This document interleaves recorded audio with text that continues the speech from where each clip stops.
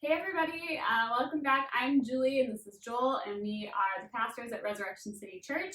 Don't mind the fact that we are unintentionally matching today. We are here with another question and response video from our current sermon series called Rebuilding Around Jesus, where we are looking at commonly held beliefs in the Christian faith and deconstructing them a little bit and rebuilding them back up around Jesus himself. So every week we take questions, and the questions that we don't get to on Sunday, we try to respond to here on this video. So this week, questions are about the church, and Joel gets a minute and a half to answer before I hit him with the stick. So, are you ready? Let's do it. All right. Question number 1, has the church replaced Israel? Like, has Christianity replaced Judaism as God's covenant people? Yeah, this has been a question the church has been sort of dealing with for a long time, and and because of that, there's a lot of different responses to it. So I could give you my view, but other Christians might have different views on this. The idea that the church has replaced Israel is sometimes called supersessionism. That's not my view. In short, my answer, or the way that I think makes the most sense, is that the people of God who have existed in the Old Testament times, what we call the Old Testament, and what exists now has always been the church, or the church is now this fulfilled vision of Israel. What God said He's going to do to Israel happens to those of us who are in the church. The way that the language that's used often to describe how God acts with the church, grace, remnant language, faith. Those are all things that you see people exhibit in the Old Testament as well, that God called them to. So I would say I'm of the view that there is one covenant that starts, you can say with Adam or with Abraham, that Christians are a part of, that is under the umbrella of this covenant of grace that God has set up with the people of God. Great. All right. Question number 2. How can you tell if and where God is moving? What if we're mistaking human ingenuity or Satan for God's work?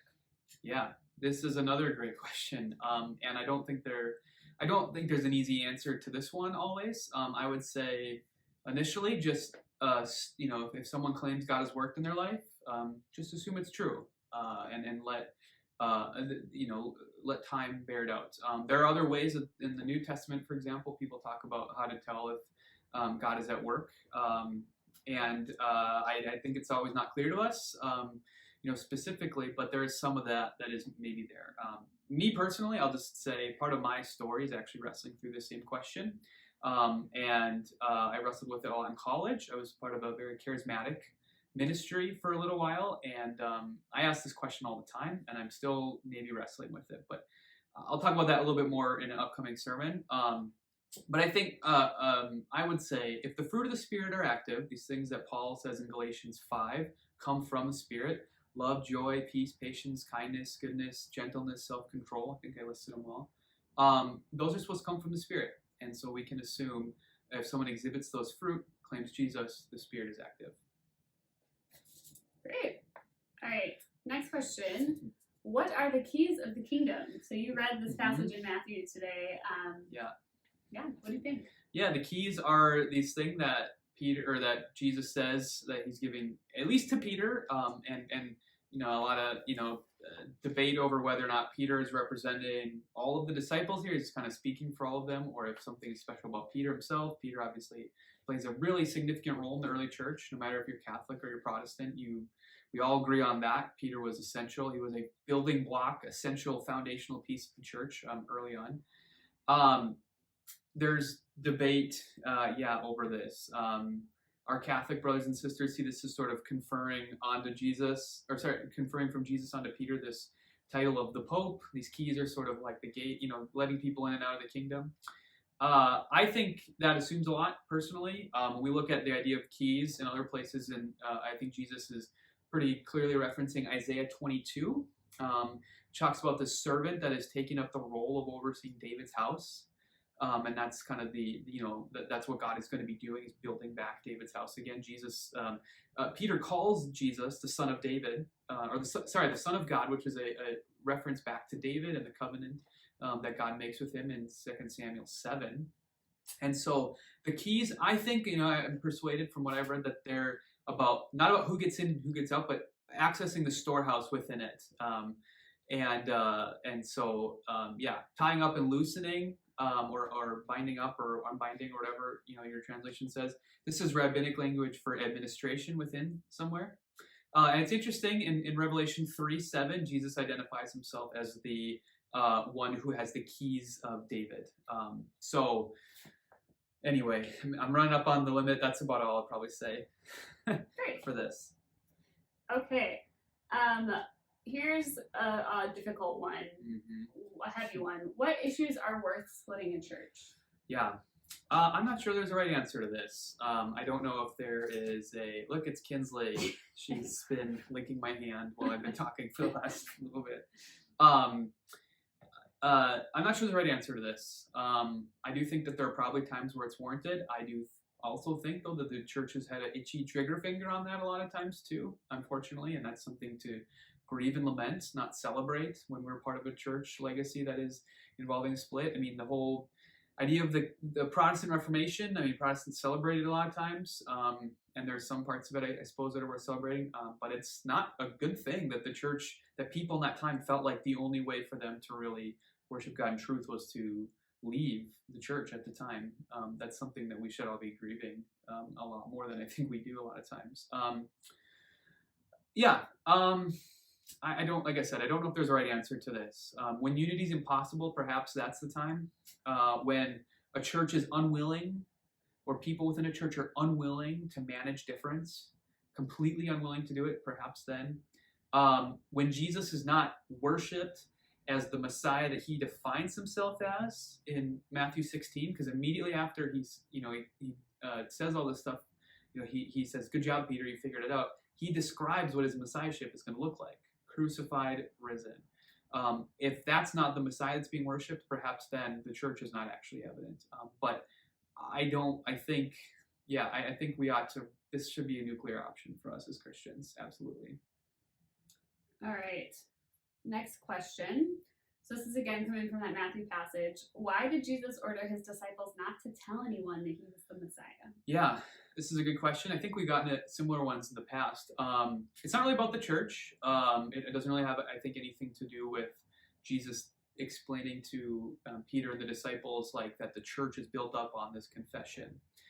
Because he says the same thing in Mark, for example, Mark 8, where all Peter does is make the confession that he's Messiah. And Jesus says, hey, okay, let's be quiet about this right now. Now is not the right time to let this out.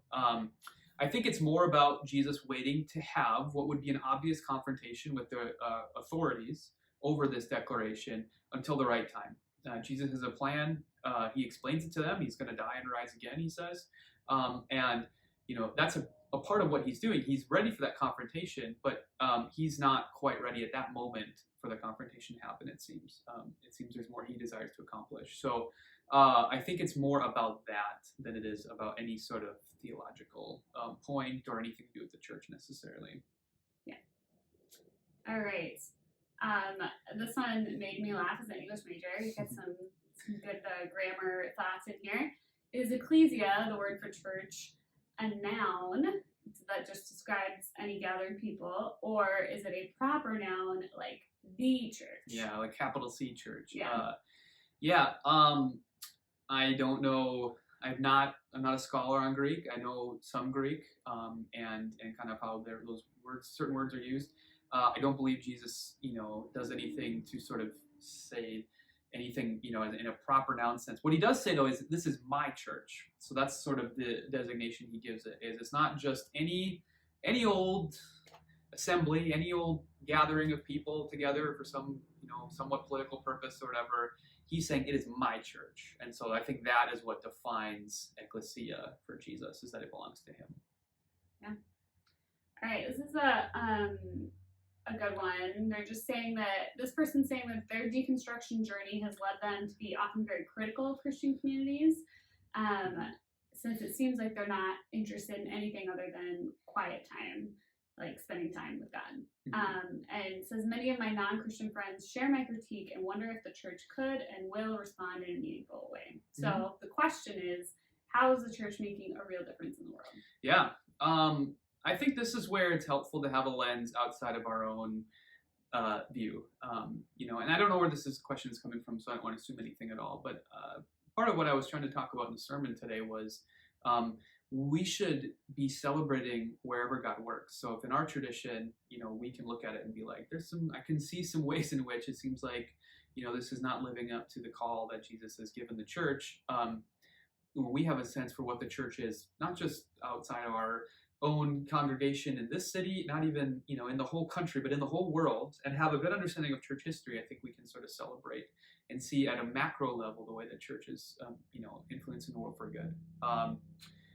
And again, don't just always think about the church as an organization, getting out and doing stuff. Like, think about, what the church as a school for discipleship is forming people towards. So there's a lot of times you see, like, in nonprofits, like, it's mostly, oftentimes it's very religious people who are working in those spaces or starting them up. And they're not officially Christian organizations, but they reflect the views of the people who've been formed in the church to do good. There are a lot of numbers around who gives, not just to the church, but like in general. And typically religious people, people who go to church, give a lot more financially. Yeah, sorry. Thanks for the clarification there. Mm-hmm. And I talked about this some in the sermon at the very end, kind of like the impact of Christianity in the world. But like when you and your friends are critiquing the church, it's good to remember that the whole reason that you believe the things that you say are good and you wish the church were doing more of, it's because the church has formed Western society to value those things and see them as good. So we're lobbing a Christian critique at the church. I think it's good to remember that, and that's a response to how good the church is. If you want some books on this, I'll just give a couple of good book recommendations. Tom Holland, the book Dominion, and he's done a bunch of other stuff, podcasts, interviews, different things. How the Christian Revolution Remade the World. Rodney Stark, For the Glory of God. John Ortberg, Who is This Man? John Dixon, Bullies and Saints. These are books that really hammer into they don't shy away from the bad stuff we see in Christian history, but they're really trying to get us to celebrate and understand the ways in which so much of what we value in the world and see as good has come to us from the church in the past and today. Great. Okay, so how did Israelites and Jews do discipleship? You kind of answered this in your sermon. Yeah, I'll just expand on it a little bit more. I talked a little bit about how you see in the Pharisaical school and just rabbis in general, this sort of teachers with disciples who follow them. That's a pretty normal thing. The prophets would do this similar type of thing, and we find it in the Old Testament as well. They'd have disciples that follow him. John the Baptist has disciples who follow him. So this sort of leave your family, perhaps commit yourself to following a teacher or a rabbi or something, living with them. That was a big way we see it in the first century. But also just the practice of following Torah, following the law of God. This would disciple people as well, I think, in a major way. If this is how they're thinking about the world around them, formed by this law that's been given to them and by the wisdom of their scriptures, that is going to have a big impact on discipling people as well. And so liturgy is the word we use often to describe that in the church. We'll have another question brushing up on that here in a second, so maybe I'll say more about that then. Okay, good transition. Mm-hmm. Can you comment on the overlap of neuropsychology and discipleship? Yeah. So for a long time, the church, and you still see this in some church traditions, Catholic churches, Anglican churches, they're what are called high church, or they have liturgy in them. It's a major part of service, and that's practices, prayers, readings of different things. Sorry, about Kinsley here. And so the church has had a lot of those types of things in them for a long time. Now, all churches have liturgy, so don't get me wrong. Every church has liturgy, but a lot of churches have moved away from those sort of practices we do every week, at least in an intentional way. What we are finding about human beings is that when you do certain habits or practices on a regular basis, your brain actually forms itself around that, and it starts to think in line with your habits and practices. And so the goal for the church is to sort of have liturgy that reflects our neuropsychology to form how we think about the world and how we think about Jesus and ourselves. And so I think this is where liturgy is really important. Sorry, Kinsley really, she's something really she's passionate about. We're finding. I'll let her out. Yeah. All right. Say goodbye to Kinsley. She out there.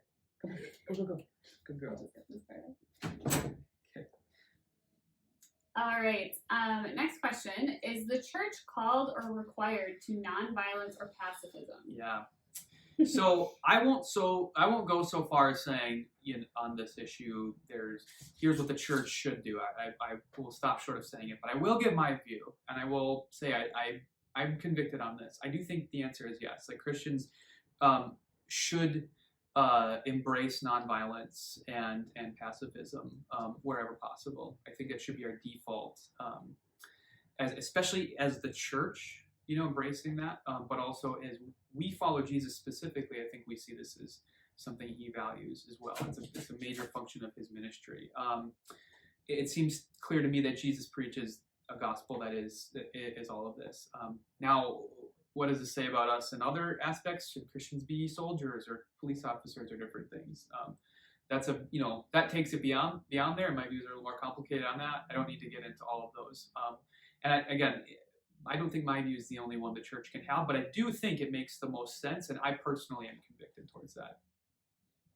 All right, last question for today. You said politics affects all things, including the church. So rather than simply being affected by politics, do you think the church has been complicit in our current political climate? I think yes. I don't think it's that simple, though, to assign blame to one group or another necessarily. I do think the church has colluded itself in different ways.